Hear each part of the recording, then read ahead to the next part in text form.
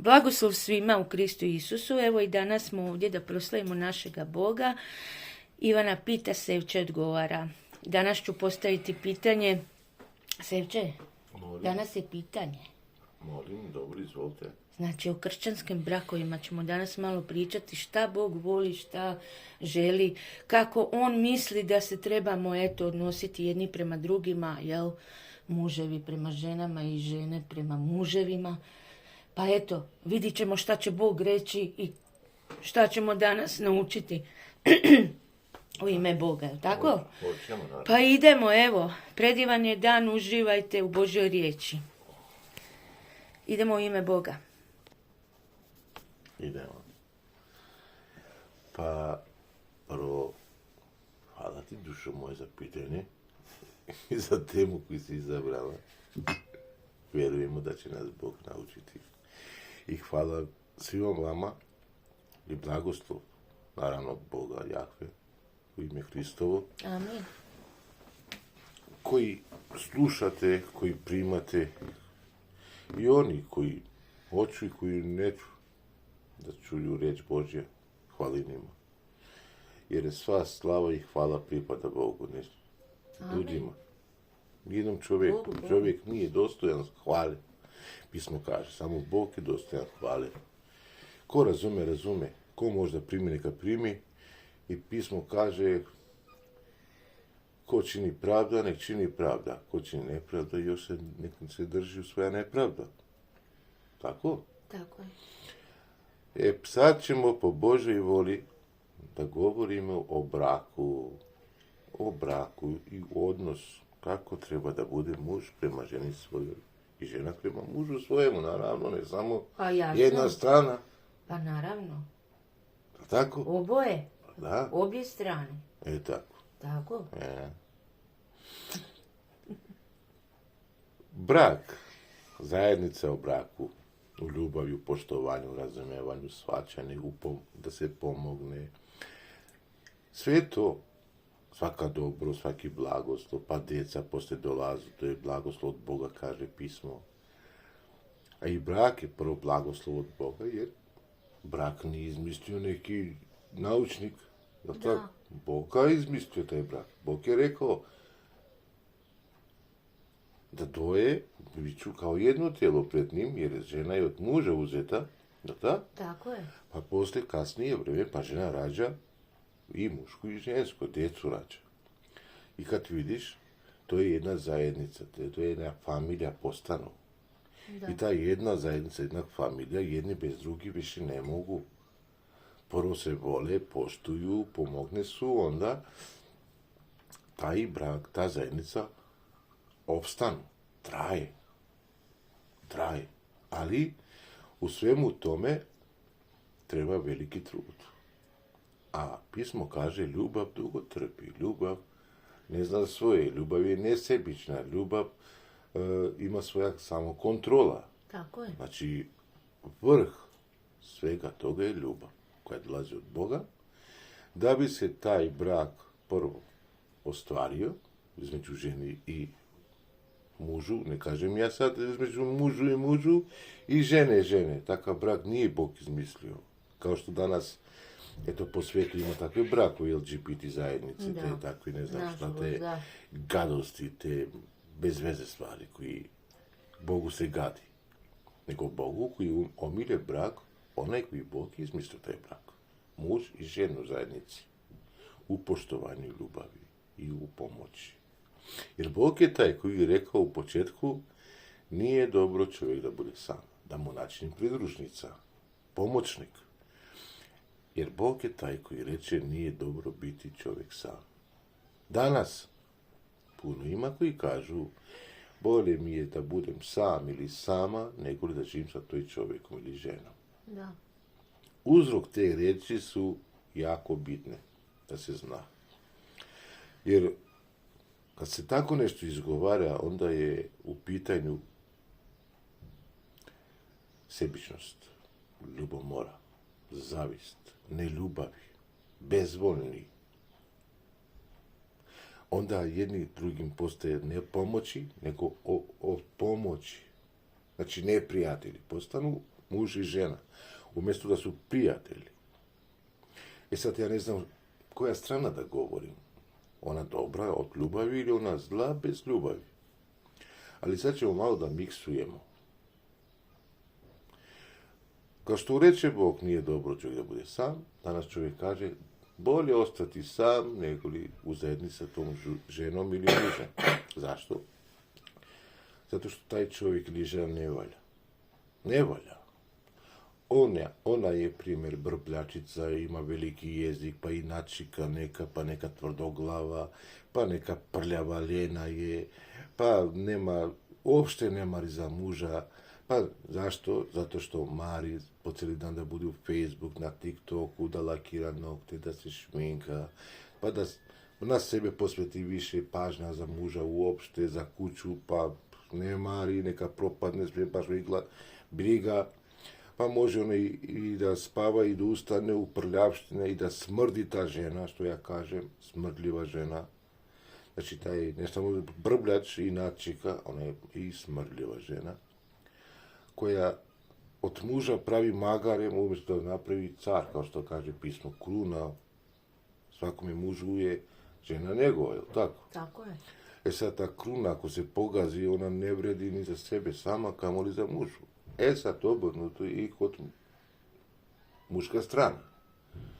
Pije, psuje, bije ženu, ne mari za ženu, mari za kurve neke, mari za svoj džep samo, da ugodi svom telu, sebičan je, ne ljubavi mu se u njega, zapusti sve za sebe što je mislio da je imao, a može u trenu kao sve onda izgubi, jer kaže, rekao sam, bolje biti sam nego li da budem sa tom ženom ili mužu u braku. Zato što svakodnevni problemi se ne trpe. Ne. Zato što čovjek od takve probleme može prvo psihički da oboli, pa onda i fizički da oslavi i da se pojavi neka bolest u njega i onda da bude ko baga ta bolest uzrok da se oni rastavu. Neću bolna žena da imam, neću bolestan muž da imam, neću da ga čuvam, on je bolestan, ja sam mlada, ja hoću muža, ili on kaže ja hoću mladu ženu, šta, ona je bolesna, nije više ni za šta. A dok je bilo ona za sve žena tu, ili on je bio muškarac za sve tu kao muž, oni su se jeli kao, što kaže pismo, samo paziti da se ne istrepite. Da. Uzrok si ti, ili uzrok je ona što ste došli do takav stepen da se jedni drugi više mrzite, da se više ne volite, da gubite volju jedno od drugog. A ima i takvi, da kažem i ovo. Ako li žena je neposlušna njemu, sve ono što kaže, on će da je maltretira do mile volje i da je tuče, a vrh toga on kaže da je neki kršćanin koji slijedi Isusa. Ispoveda Isusa, a radi djela koji Isus mu je zabranio. Bog mu je to zabranio. Sad ću da usporedim nešto u vezi braka i crkve. Zamislite da Isus Hrist, koji kaže pismo, on je mladoženja, crkva je nevesta njegova, da on tako maltretira svoju nevestu, svoju crkvu, Isus da maltretira. Zamislite, kako bi crkva opstajala pred njegovim očima? Nikako, jer crkva je jako neposlušna danas Isusu. I on uz svaka njena slabost i neposlušnost da je bije, da je maltretira. Ali pismo drugo kaže. On je još čuva i grije. On brine o svojoj crkvi. Kada je ona slaba, on trudi se da je ojača. Kada je ona bolesna, on trudi se da je iscijeli sasvim. Kada je ona pogreši, on prašta svojoj ženi. Svoju crkvu on prašta. On je miran, on je krotak, on je pun ljubavi, on je pun samokontrola. Da. Isus. Tako treba da liči jedan muškarac, tako treba da ima te karakteristike Hristove prema svojoj ženi, a ne da lumpuje i da poludi i ženu da bije i ona da beži gola i bosa od kuću i da ne zna poslije gdje je otišla, pa može ta žena da ide i da se samo ubije ako nema gdje da ide, šta da radi. Da. Šta da radi ta žena? Znači, ne može tu u jednoj kući da žive dve carstva, evo, recimo. Pa da. Ne može. Jedan mora da propadne. A taj jedan koji propadne, on je taj koji je pokrenut ta propast. On je propao. Ne žena, on je propao bez žene. Jer čovjek bez žene svoje je polovičan. On je sakat. Nema žena, nema ništa u svoj život. On je sakat. Nema prvo s kim da priča, da se savjetuje, da se uteši. Nema kome da da ljubav. Ali i takvi ljudi koji su naopaki, oni nemaju ni ljubav prema sebi, kamo da imaju ljubav prema svojoj ženi. Oni prvo sebe ne čuvaju, pa onda drugi ne mogu da čuvaju. Jer pismo jasno govori, muž treba da brine o svojoj ženi, a žena da bude pokorna svom mužu. Kako sad ona bude pokorna svom mužu? Da bude pokorna kao što je crkva pokorna Hristu. Amen. Ali uslov da bi se ona pokoravala, kaže pismo, Isus je umro za svoju crkvu. Znači, on je prvi taj koji je pokazao ljubav i briga svojoj crkvi. I onda otvorio put da crkva vidi djelo njegovo i onda da se pokori njemu. I on tražio Isus, daj pokorite se meni, ali ja neću da umrem za vas. Pokorite se meni, budite poslušni meni, ali znajte da ja vas ne volim. Ja samo tražim da se pokorite i da me poštujete i da me volite. Ali ja vas nikako ni volim, ni poštujem, niti pomognem. I kad se molite, baš me briga za vaše molitve. Što me briga? I na kraju, ja ću da vas bacim na pakao. U pakao. Zamislite tako da govori Isus svojoj crkvi. Da li bi ta crkva danas služila Isusu? Da li bi ga slavila? Ja sam siguran da ne bi. Ne. Pa prvo sam ja. Što ima da slavim njega? Kad on ne brine o meni uopšte. Tako žena možda kaže. Što ima da brinem ili da volim ili da poštujem tog čovjeka moga, a kad on uopšte nema briga za mene. Baš tako. Onda ona ide od njega ili on počne da si pravi neke stvari bez veze, jer u njegova glava ne postoji ništa dobro i nije sposoban za nikakvo dobro, kaže pismo. Jer je postao sebičan, postao naopaki čovjek. Takvi ljudi, bilo da su muški, bilo da su ženski, i ako se neko među vas sad nađe, uopšte mi nije briga da li će da se uvredi ili ne, te ljudi su psihopati. Oni su bolni ljudi. Ni psihijatrija nema da ih spasi, zato što psihička bolest dolazi od demoni. Njima samo može da bude od pomoći Isus Hrist. Amen. Taj čovjek ili žena, sve dok se ne oslobode takvih demoni koji dođu da kradu, da ubijaju, da rasturaju brak, govorimo o braku, Da.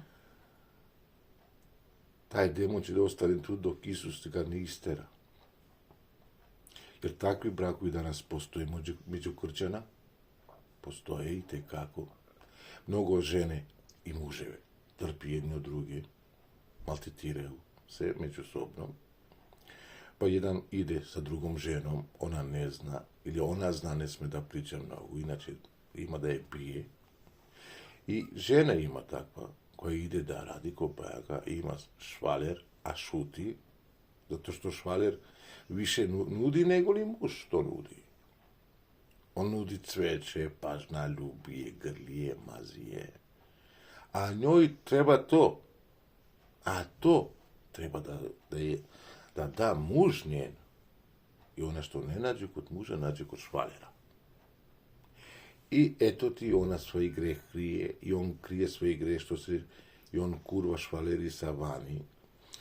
A ipak govore riječi Božje i tu idu live ili možda piše neki stih od Biblije, nebitno. Tu uopšte nema sile od tog live-a što propovede Boga i od tog stiha što stavlja od Biblije. Mogu da idu u crkvu da propoveda, mogu da bude i propovednik bludnik, da živi u blud. To su demoni. Može da idu obični vernici u crkvu i opet oni bludniče 3-4 dana, poda idu u crkvu sreda ili nedelja kad idu, neki idu, baš me briga. I tamo se pokaže pred lice Božeg da su oni čisti, oni su sveti, oni pravedni, oni su ispeglana lica.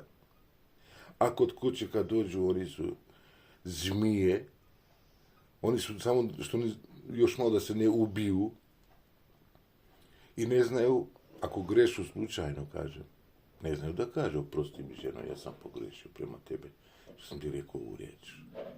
Ili žena da kaže mužu, oprosti mužu, ja sam ti pogrešila na ovo, ili na ova riječ. Jer svaki pristup, to je dug, kaže Isus, oprosti naše dugove. Svaki pristup koji se ne priznaje, on raste i više i gori ide taj brak. Na dobro ne ide ništa. A onaj koji zna da kaže prosti mi, on je svjestan da je pogrešio neznanje. I on drugi put nema više da greši. On će se potrudi da ispravi to što je pogrešio, jer je naučio nešto, došao na pameti da tako ne treba da postupi sa ženom ili muž sa mužem, ili žena sa mužem svojim. Ako hoćeš da ostaneš u jednoj zajednici sa ženom ili sa mužem, treba da se promijeniš. Jer ima puno navike koji smo stekli kroz život i prošli smo i sito i rješeto, što bi se reklo, i slano i slatko i kiselo. Sad moramo malo da promijenimo to što smo se naučili sami mi dok smo bili samci. I sad imamo svoje žene ili muževe, treba da promijenimo to. Jer ako voliš tog čovjeka, može se promijeniš. Kao što crkva tvrdi da voli Isusa, a bez promjene, to je rezultat da ga ne voli. Da. A ako se promijeni, to je rezultat da ga voli. Jer ljubav mijenja čovjeka, a ne nasilstvo. Ti moraš da budeš kako ja kažem. Ako ne, batine. Ne. Žena mora da vidi da ti je voliš i ona sama da se promijeni. Ako neće da se promijeni, znači problem je kod nju. Ili muž, ako neće da se promijeni, problem je kod njega. Onda daješ mu malo vreme da se nauči pameti. Sjediš, pričaš kao ljudi, a ne kao, ne znam šta, da se ubijete. Ako ne ide taj brak, onda svaki svoj put. I mirna glava. A pre nego što uđete u brak,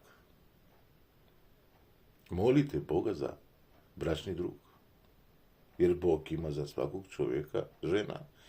Za svaku ženu ima čovjeka. Tako je, amen. Jer Bog je to zamislio. Nije zamislio čovjek. A demoni danas preokreću sve naopako. Muško sa muško, žensko sa žensko. I prisvojio dom neko dete. Sad, ko je majka, ko je otac, tu se ne zna. Jer oba dve glume u isto vrijeme da su i majka i oca. Tako? Da. Takav brak ne postoji u Bibliji. To je grijeh. A brak koji sam rekao malo prije u Božja volja je onaj što je Bog izmislio. I što je rekao, nije dobro čovjek da ostane sam. I ono što je čovjek rekao, pa bolje mi je da budem sam nego li sa nekim drugom, to je opravdano. Jer da ima nasljedstvo, koji brak ima nasljedstvo, koji ti dušu jede iznutra svaki dan.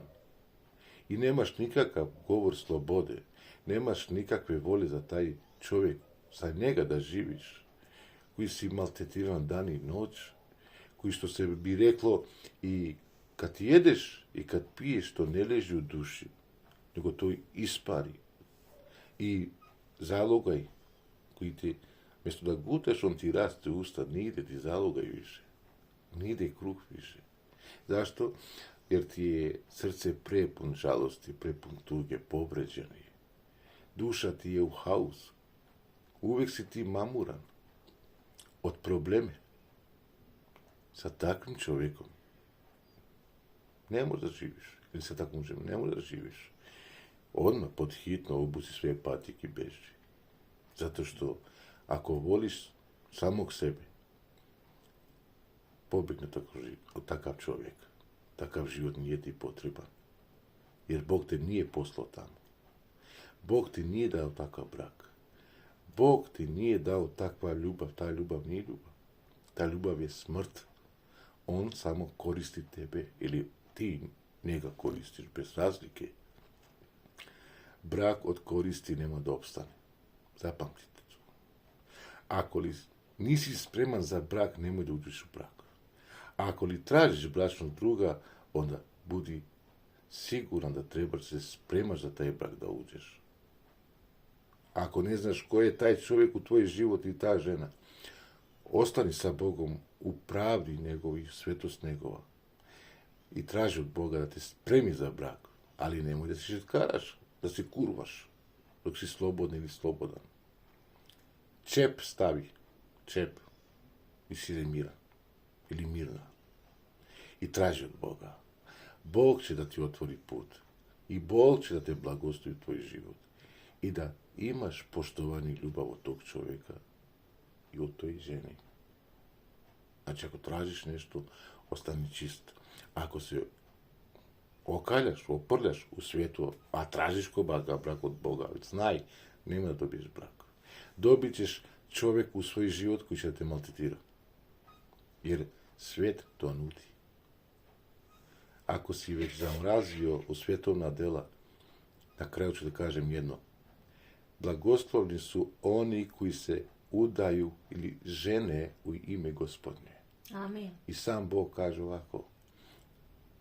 Od sada udajte se ili oženite se u ime Boga. Amen. To znači u ime Boga Jahve, ne drugog Boga. Jer ako uzmeš muža ili žena od druga, vera, imat ćeš jake probleme. Vjeruj mi. Ispitaj sve iz početka. Ispitaj fino. Sedi, razmisli. Hoćeš ti da ideš sa glavom u zid da udaraš i poslije da se kaješ? Ili hoćeš da ostane tvoja glava zdrava, nepocepana i da znaš jednom i da razumeš jednom da glavom u zid ne udara se. Da. Tako. Pazite vaše srce, vaša duša, vaš duh. Jer strasti su tu. Grijeh daje strasti. Ali vi imate vlast nad grijehom, kaže pismo, da ga izvršite ili da ga ne izvršite. Jer ako upadnete u